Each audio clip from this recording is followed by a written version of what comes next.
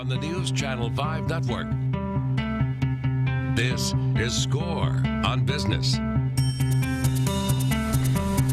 Welcome to Score on Business. I'm Pete Hendricks, a serial entrepreneur, and your host for today. Many prospective entrepreneurs aren't sure where to start. We'll start providing a tip on each show. Also, Score offers low-cost classes and no-charge counseling specifically to guide folks through thinking about, starting, and succeeding in business. The first step would be to either attending our Start Your Business workshop or reaching out to Score for an initial appointment. Buying a franchise will be a good choice for many, though make sure to do your homework. We provide low-cost seminars most Saturdays and some evenings. In January, we have Start Your Business, or I'm sorry, not in January, coming up in the month that we're coming up to. Start Your Business, write your business plan, develop your business model, financial projections, and more. Information on all these events is available at scorenashville.org. Click on the Workshops tab at the top of the page. Your tip for this show: try to start your business while you still have a day job if possible. You will have many long days, though stress will be much lower. Finally, you may consider membership with the National Federation of Independent Businesses. In the world of politics, you're either at the table or on the menu. They are at the table on our behalf. This is not a paid advertisement, and I am a card-carrying member. So let's get to our first guest. Mark Kinney, it is great to have you back. Great to be here. So Mark Kinney is the president and founder of Hippo Solutions Incorporated. Mark started and grew a successful project management software company and now runs Hippo Solutions. Hippo Solutions creates interactive case studies to help organizations discover and solve the underlying issues preventing them from improving their speed, quality, and innovation. So, how'd you get to this point and, doing what you do now? Well, Pete, it was a winding path through many mistakes. So where I ended up, my story at least, is when I started and what I thought was going to happen and how the business would evolve is very different from what I'm doing now. I started off in software, and even that ended up being very different than what I envisioned that to be. And then there was a moment in time when I was sitting with a client, and in the morning I sat with their leadership. In the afternoon I sat with their managers farther down the line, and the disconnect was so poignant. It was a moment that I realized that there's more that we can offer, and that sent me in a whole nother direction, which is what I'm doing today, doing interactive case studies. So interactive case studies. So you were meeting with this client and you spoke with two different levels and saw, something, the communication is not happening here, and you realized that you could develop something that would help with that. So tell us what these interactive case studies are. Well, think about it as a collaborative problem-solving process. What are the real issues going on? You've probably read a case study on paper about a company or a situation or something like that. Well, this is a real live case study. So, for example, in the fall we worked with a government agency here in town, and they had some real organizational and cultural issues going on. And so we went in, we understood what the issues were, we learned their culture, we did some confidential interviews, and we literally wrote a case study that would show them themselves. We brought in professional actors so they could see how their culture works, why people are doing what they're doing. Most importantly, for them to collaboratively, we had everybody in the room there, for them to understand what are the real issues here and how do we solve them, how do we do something different. So everybody feels like they've had a voice, and leadership understands at the end what are some of the real underlying issues they have to deal with some recommendations on how to do that. And that's just a much more impactful way than being a consultant, for example, and coming in and handing somebody a report, telling them, hey, here's what you need to do differently. Let's dig a little bit more into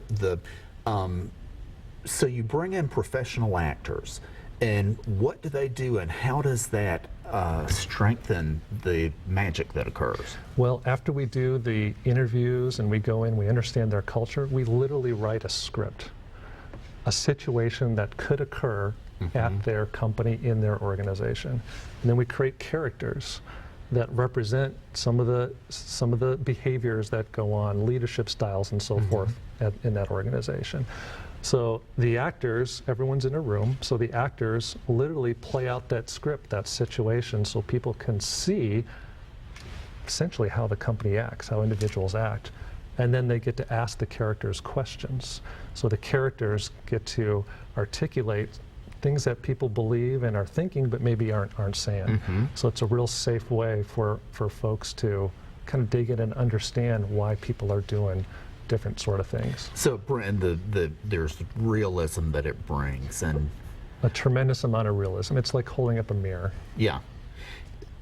It sounds like it enables the ability for people to say things that need to be said that maybe they were afraid or not comfortable. As you said, a safe place. Well, because they get to coach the characters Yeah. to do something different.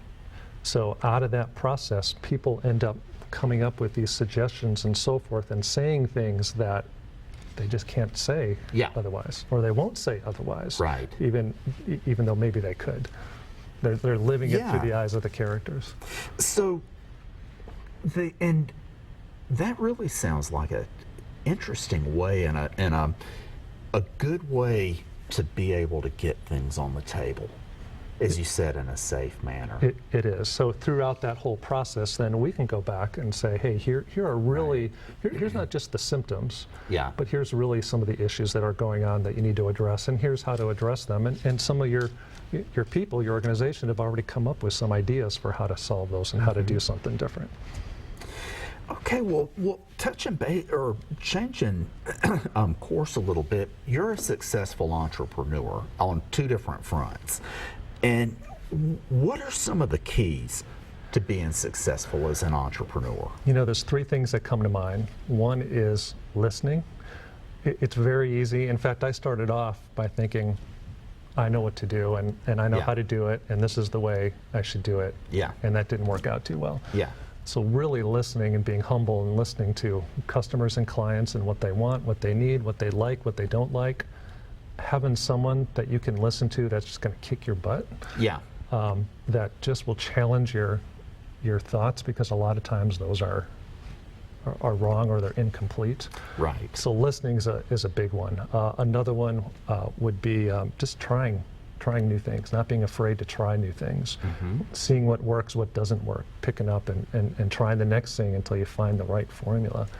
And third, one thing that I really struggled with was just clarity, being crystal clear on what you want out of this, what problem you're solving, who you're selling to, that message. And that just, for me at least, it took going over that and reiterating that and going over that over and over and over again until I got it right, and then keep on going over it. You know, I hear in interviewing people for this show, that comes up a lot. You know, you have hit some of the main things that I hear a lot of in a little bit different language, but the same idea. I'll tell you one thing I've found. You have to be willing to understand what's working and what's not working and be willing to change. If you're stuck in your ways and think that Yeah. you've got it, good luck. I can tell you that doesn't Yeah. work very well.